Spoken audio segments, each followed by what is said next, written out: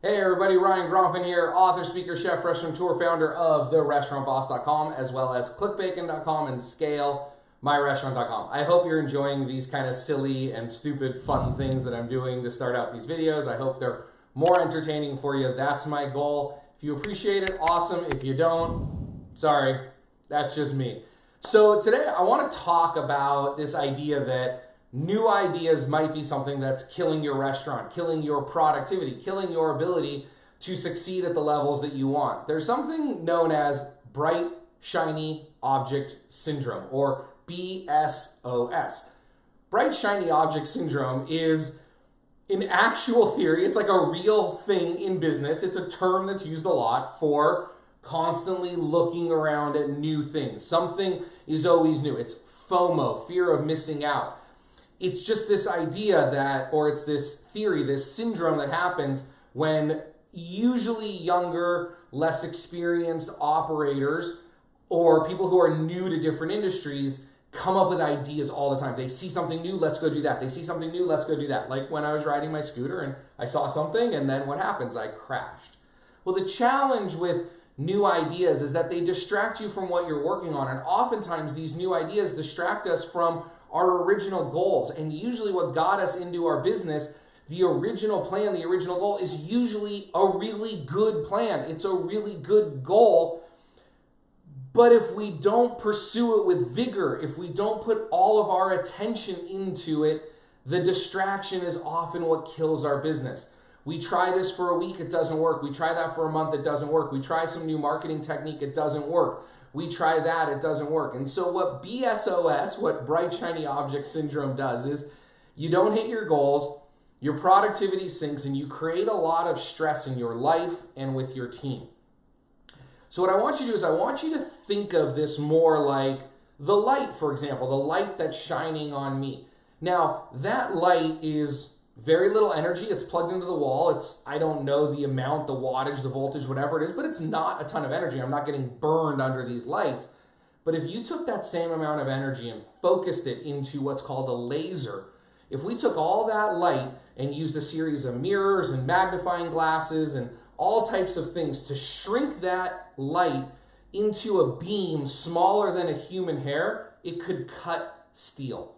The light bulb in your office right now could cut steel if that energy was focused. So imagine what you could do if you could focus your energy. Right now, your energy is probably spread out all over the place. There's very little focus, and then all these distractions come into play. Imagine if you focus that energy. So what I want you to do is I want you to focus on these three things. One, set a goal. Set your goal. Make it specific. Make it measurable. Remember the goal formula. From X to Y by Z. Goals have to have a starting place, an ending place, and a time frame. Otherwise, it's not a goal. So set your goals. Number two, create a plan. Once you have the goal, what's your plan? Break down your goal into smaller parts and pieces. Week 1, I want to do this. Week 2, I want to do this. Week 3, I want to do this. Break it down into a plan that's filled with action items and measurables and deliverables. Then execute your plan before moving on to your next goal. Execute your plan. Stay true to the course. Give it a chance to work. Now, I understand that plans change. I understand that goals change. I understand that things come up that we have to change course, and that's fine. But just make sure that if a new bright shiny object shows up into your life and distracts you from your original goal, make sure that you've taken the time to properly assess whether that is a distraction, whether that is just a new bright shiny object, or whether that should be the new path. And if you determine with intention that that should be the new path, then repeat the process. Set a goal, create a plan, execute that goal.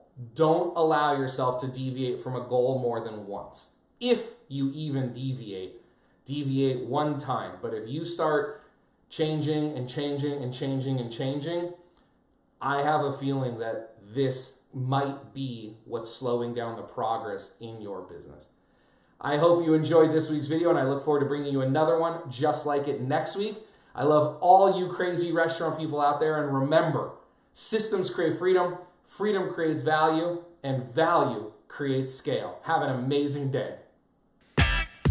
Want to improve your skills as a manager and make more money? Did you get handed the manager job and weren't given the support you need? Are you nervous about applying for a restaurant manager position? Managing restaurants, bars, and kitchens is not easy. I know. I have been there. I want to help.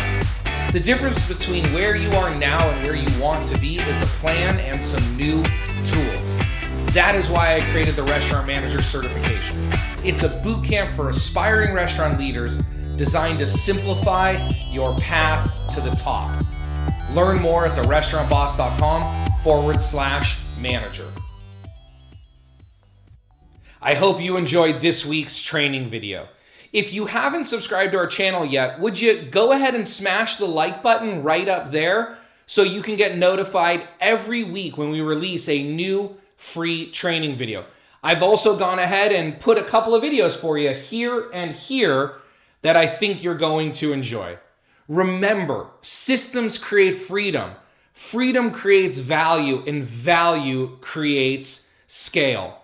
Manage systems, develop people, and be awesome.